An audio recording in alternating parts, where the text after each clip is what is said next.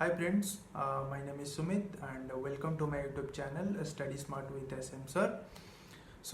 मैंने ऑलरेडी मेरा जो IBPS PO का इंटरव्यू का एक्सपीरियंस था वो ऑलरेडी मैंने पोस्ट कर दिया है। आप जाके देख सकते हो अगर आप नहीं देखे हो अभी तक। एंड इस वीडियो में मैं स्ट्रेटेजी डिस्कस करने वाला हूँ कि क्वांटिटेटिव एप्टीट्यूड एंड इंग्लिश के लिए आप SBI PO के लिए या फिर कोई भी बैंकिंग एग्जाम के लिए आप कैसे प्रिपेयर करेंगे, ठीक है।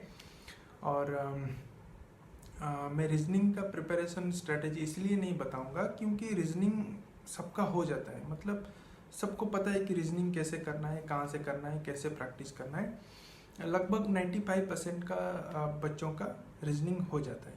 अगर ठीक है, जिनका भी नहीं होता है मैं at the end of the video में कुछ बता दूंगा कि क्या करना है रीजनिंग के लिए, ठीक है। तो शुरू करते हैं। मैं बिल्कुल भी टाइम वेस्ट नहीं करूँगा कि ज़्यादा टाइम नहीं लूँगा, जल्दी से जल्दी आपको बता दूंगा कि क्या क्या करना चाहिए, क्या क्या प्रॉब्लम्स होता है एक्चुअली में और उसको कैसे टैकल किया जाएगा, ठीक है। पहले आते हैं इंग्लिश में। इंग्लिश पे आते हैं कि इंग्लिश में क्या प्रॉब्लम होता है। पहले तो आपको लगता है कि आप इंग्लिश में वीक हो और इंग्लिश आपको रिजेक्शन दिलवाएगा, ठीक है। ऐसा नहीं है, ऐसा सोचना छोड़ दीजिए।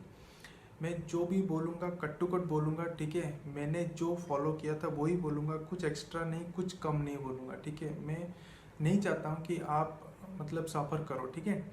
तो इसलिए पहले तो मैं ये बोलना चाहता हूँ कि इंग्लिश में क्या प्रॉब्लम होता है। इंग्लिश में आप जितना भी कर लो आप अपने आप को इम्प्रूव नहीं कर पाते हो, ठीक है।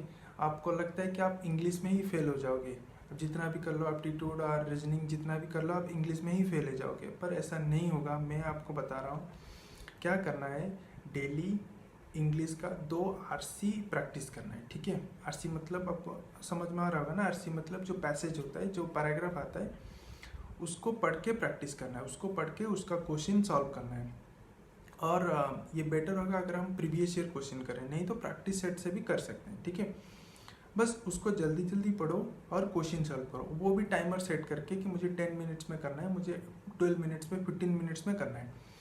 ऐसे आप 2 RC डेली, ठीक है। और उसके रिलेटेड जो भी क्वेश्चन होता है वो पैसेज में 10 क्वेश्चन या फिर 7 क्वेश्चन जो भी है उसको सॉल्व करो।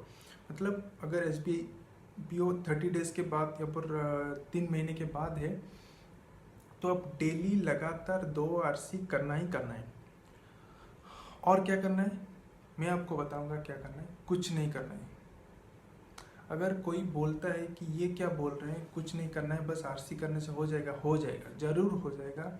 आप सिर्फ RC करो, प्रैक्टिस करो क्वेश्चन और जाके एग्ज़ाम दे के आओ। अगर इंग्लिश में आप फेल हुए ना तो फिर आके मुझे बोलना, नहीं होगे फेल, ठीक है। ये मेरा गारंटी है, नहीं हो, सब ठीक हो जाएगा। इंग्लिश में सब अच्छा मार्क्स आएगा अगर आप RC सिर्फ प्रैक्टिस करते हो, नहीं तो आप टाइम वेस्ट करते हो। अगर आप सेंटेंस रीअरेंजमेंट प्रैक्टिस करते हो या फिर क्लोज टेस्ट को प्रैक्टिस करते हो, क्योंकि मैं बोलता हूँ उसको प्रैक्टिस करने से कुछ नहीं होता है, ठीक है प्रैक्टिस करो, पर आप इम्प्रूवमेंट नहीं कर पाते हो। बस आपको मन को लगता है कि हाँ मैं प्रैक्टिस कर रहा हूँ, पर उससे कुछ हो नहीं रहा है, तो क्यों प्रैक्टिस करें।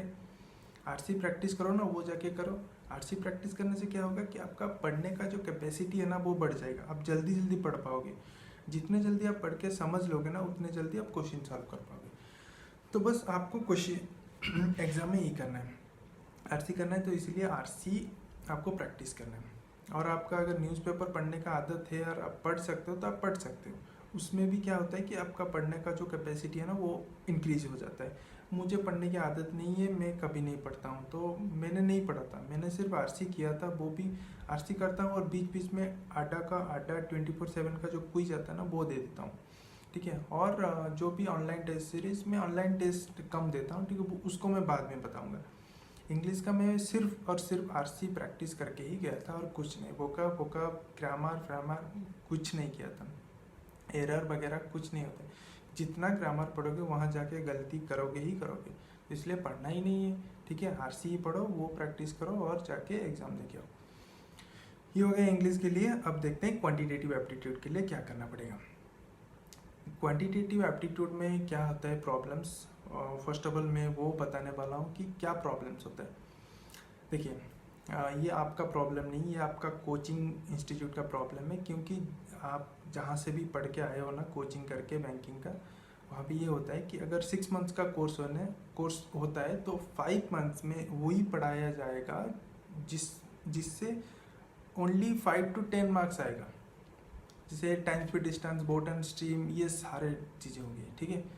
और मैं प्री का बात कर रहा हूँ। और जो 20-25 मार्क्स अभी रह गया ना, उसको आपको लास्ट 1 मंथ में पढ़ाया जाएगा, और वो भी 1 क्लास 2 क्लास में, जैसे कि नंबर सीरीज हो गया, वो राउंड नंबर सीरीज हो गया, डीआई हो गया, अप्रोक्सीमेशन, क्वाड्रेटिक इक्वेशन, सिंप्लीफिकेशन, ये सब एक एक क्लास में ख़त्म कर दिया जाएगा, जिसका वेटेज सबसे ज़्यादा है। आप प्री क्वालिफाई नहीं कर पाओगे तो मेंस में क्या करोगे? और मेंस में एप्टीट्यूड में वैसे भी सब कम मार्क्स रखते हैं, ठीक है। जितना पढ़ के जाओगे वहाँ कुछ नहीं करके आओगे, पता है मुझे, ठीक है। वो मेंस के बाद में करेंगे, अभी प्री के लिए।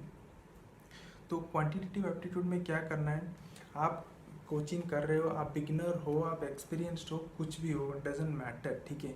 आप नहीं पढ़े हो डजेंट मैटर, आप SBI क्रैक कर सकते हो। करना क्या है, आपको डेली एक वर्क लिस्ट बनाना है, ठीक है। Number 1 approximation 10 question, number 2 simplification 20 question, number 3 quadratic 10 question, number 4 3 DI, ठीक है, अलग अलग तरह के DI 3, number 4 number series, number 5 wrong number series 5, और नंबर 6 वर्ड प्रॉब्लम जो मिसलेनियस होता है, वो टॉपिक वाइज करना है। सपोज आज रेशियो उठा लिया और रेशियो का 10 क्वेश्चन, कल कंपाउंड इंटरेस्ट का 10 क्वेश्चन, ऐसे करना है, ठीक है। और ईच इंडिविजुअल एकदम ऐसे नहीं कि पढ़ने बैठ गए सारा कंप्लीट कर दिया, नहीं। टाइमर सेट किया, मैं सिंप्लीफिकेशन स्टार्ट किया, टाइमर लगाया या फिर स्टॉपवॉच ऑन कर दिया, देखा कि आज मैं 10 क्वेश्चन को 20 मिनट्स में ख़त्म कर रहा हूँ, ठीक है। और वो बहुत ज़्यादा टाइम है, उसके लिए डीमोटिवेट नहीं होना है आपको, ठीक है ना। नोट करो, टाइम नोट करो कि 20 मिनट्स लगा।